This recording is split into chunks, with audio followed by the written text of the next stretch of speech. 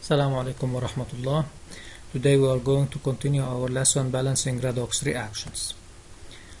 By the end of this video, you will be able to write a stoichiometric relation between reactants and products and identify a disproportionation reaction.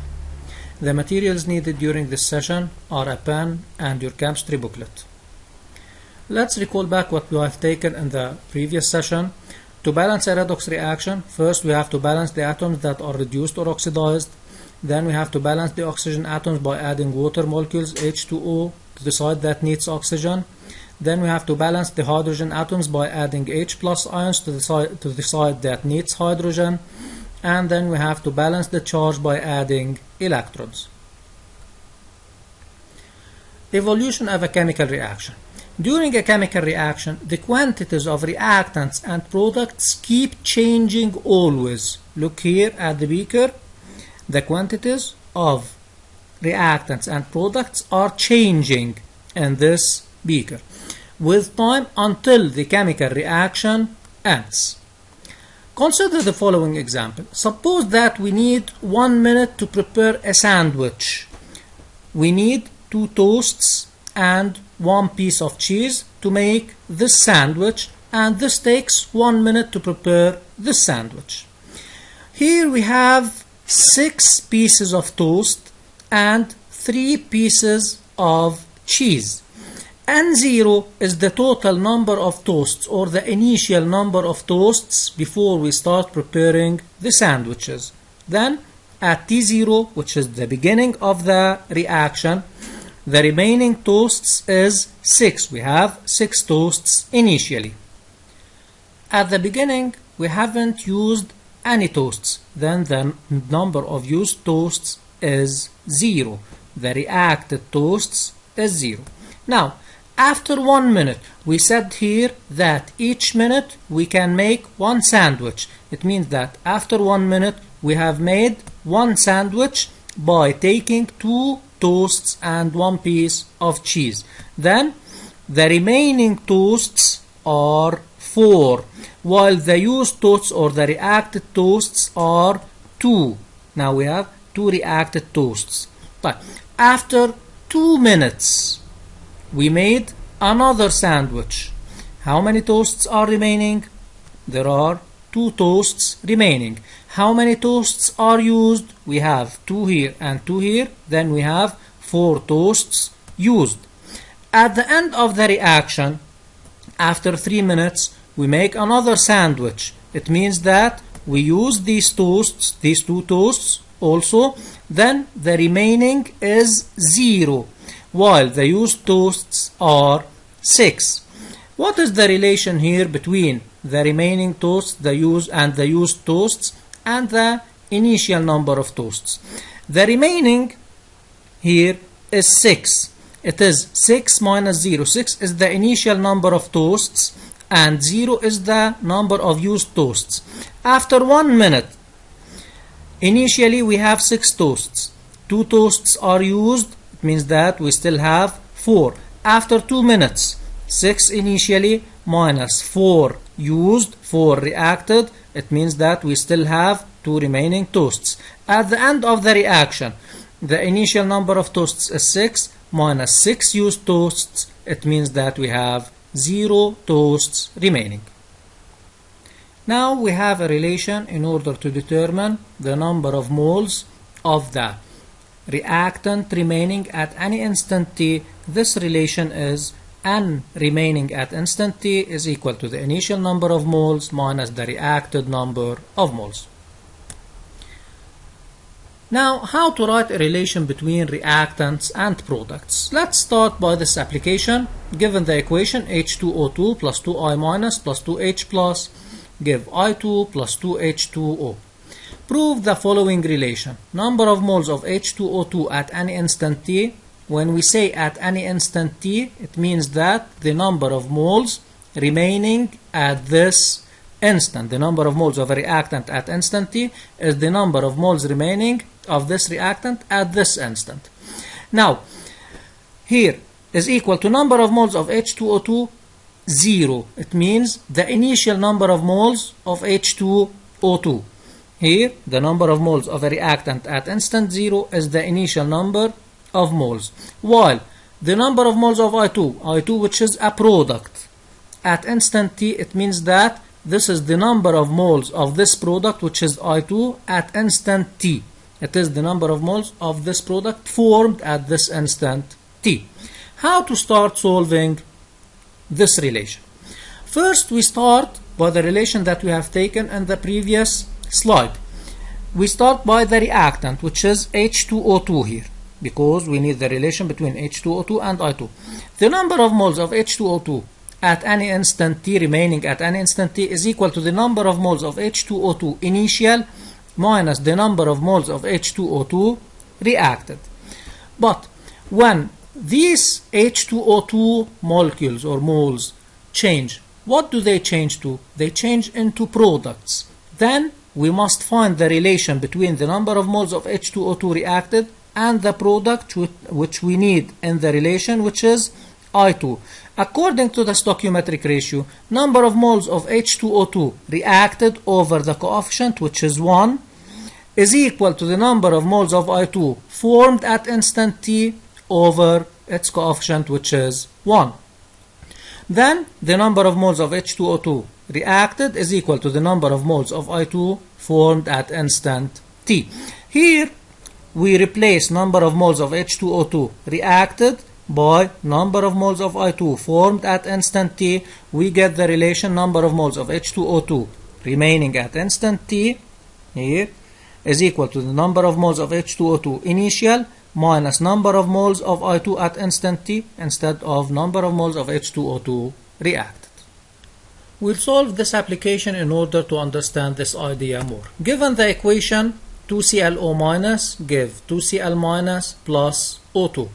Given that the initial concentration of ClO minus is equal to 0.01 mole per liter, show that the concentration of ClO minus at instant t remaining at instant t is equal to 0.01 minus concentration of Cl minus which is a product at instant t. Here 0.01 is the initial concentration of ClO minus. Always start by the number of moles. Even if you are asked to find the relation in terms of concentration, always start by the number of moles.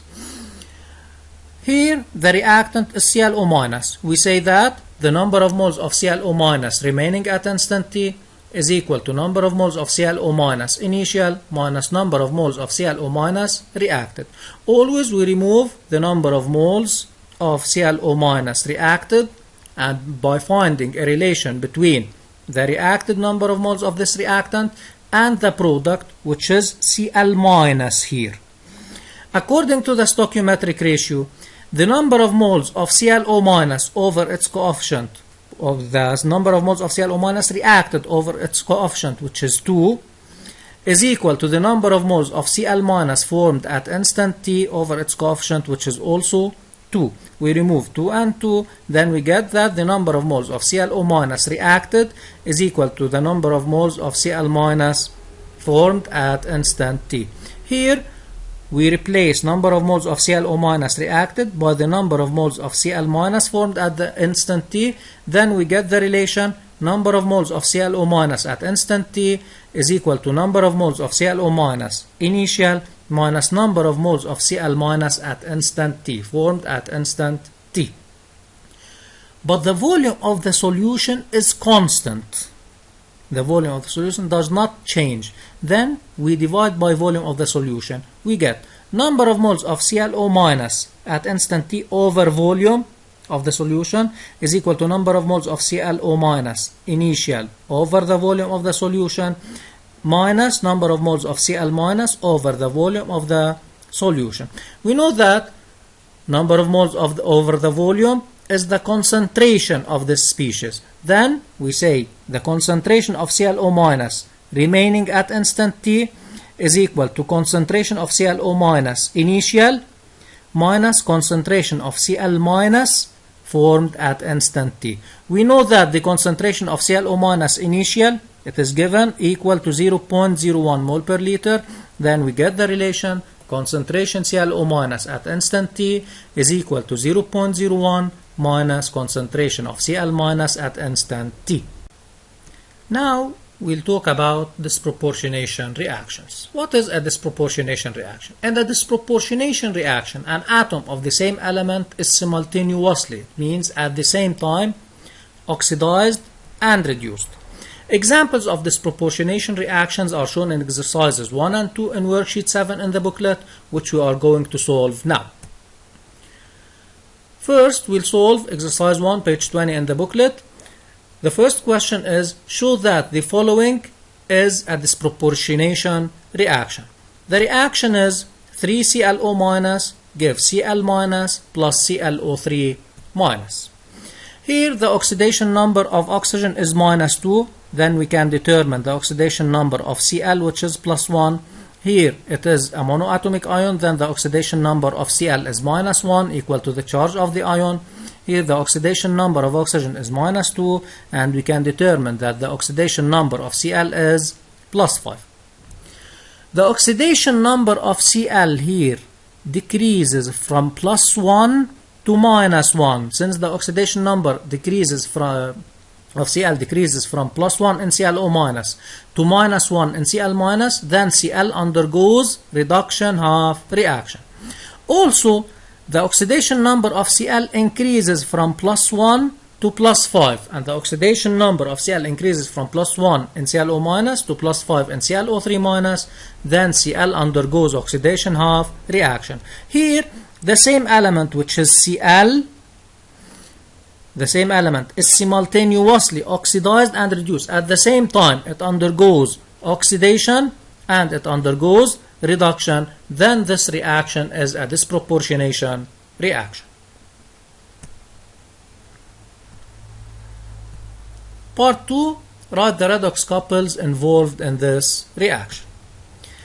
Since the oxidation number of Cl decreases from plus 1 in ClO minus to minus 1 in Cl minus, then Cl undergoes reduction, and ClO minus here is the oxidizing agent, and the oxidation number of Cl increases from plus 1 in ClO minus to plus 5 in ClO3 minus, then Cl undergoes oxidation half reaction, and ClO minus is the reducing agent here.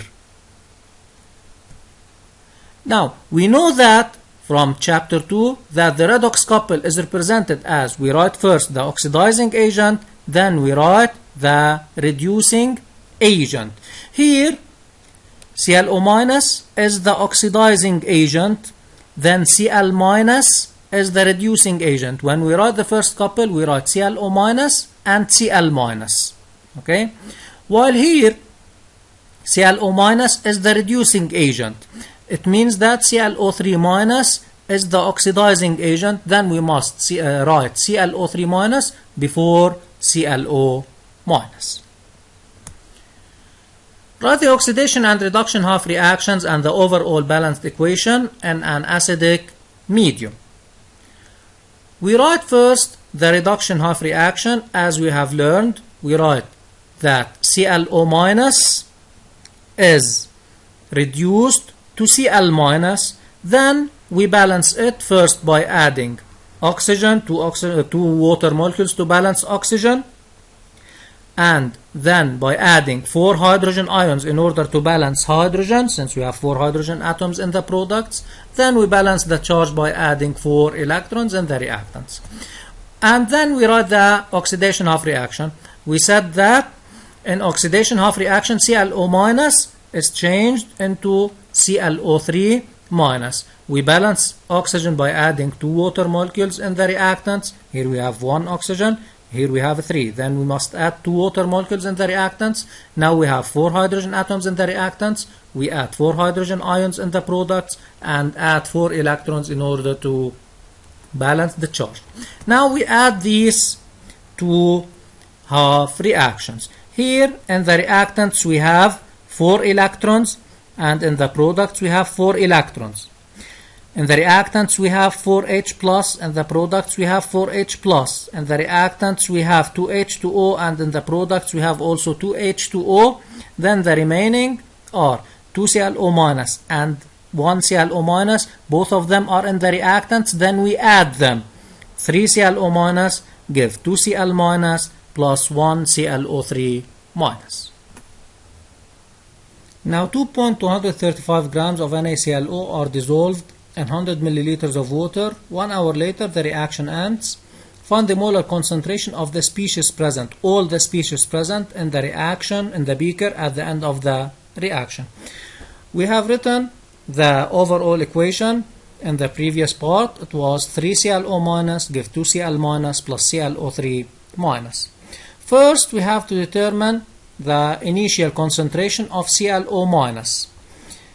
We know that the number of moles of NaClO is equal to mass over molar mass, since we have the mass of NaClO, and the concentration is equal to number of moles over volume. Then C0 is equal to mass over molar mass, which is the number of moles, times volume in the denominator. Then C0 is equal to 2.235 grams over 74.5 gram per mole, which is the molar mass, times 100, which is the volume of the solution, 100 milliliters, divided by 1000 or times 10 exponent minus 3 in order to convert it into liters. Then we find that C0 is equal to 0.3 mole per liter of NaClO. We write the dissociation equation of NaClO to determine the concentration of Cl minus. NaClO dissociates in water to give Na plus ClO minus. Then according to stoichiometric ratio, number of moles of NaClO over the coefficient, which is 1, is equal to number of moles of Na plus over its coefficient, which is also 1, equal number of moles of ClO minus over its coefficient, which is 1. Divide this number of moles by V, and over V is the concentration. Then we get that the concentration of NaClO initial is equal to concentration of Na plus initial equal concentration of ClO minus initial equal 0.3 mole per liter. After the reaction ceases, the concentration of ClO minus remaining, since it is a reactant, it is the only reactant, then it is the limiting reactant, then it ends, then its remaining number of moles is 0. Now, in order to find the concentration of the products, we write the stoichiometric ratio here. Number of moles of ClO minus over its coefficient, which is 3, is equal to number of moles of Cl minus over its coefficient, which is 2, equal number of moles of ClO3 minus over its coefficient, which is 1. Divide all this number of moles by V, and over V is the concentration. Then concentration of ClO minus initial over 3 is equal to concentration of Cl minus at the end of the reaction over 2 equal concentration of ClO3 minus over 1. Now we take concentration ClO minus initial over 3 is equal to concentration of Cl minus at infinity at the end of the reaction over 2. Then we can find the concentration of Cl minus at infinity is equal to 2 over 3 times concentration initial of ClO minus. It is equal to 2 over 3 times 0.3 equals 0.2 mole per liter. Then we take ClO minus over 3 with ClO3 minus over 1 in order to determine concentration of ClO3 minus at infinity. It is equal to 1 over 3 times concentration ClO minus initial equal 1 over 3 times 0.3 equal 0.1 mole per liter. The concentration of Na plus was 0.3 at the start of the reaction, at the beginning of the reaction, and it remains 0.3 at the end of the reaction since it is a spectator ion. Part 5, prove the following relation. Concentration of ClO minus at instant t is equal to 0.3 minus 1.5 concentration of Cl minus at instant t. The overall equation was 3 ClO minus give 2 Cl minus plus ClO3 minus. Always we start by the number of moles of the reactant.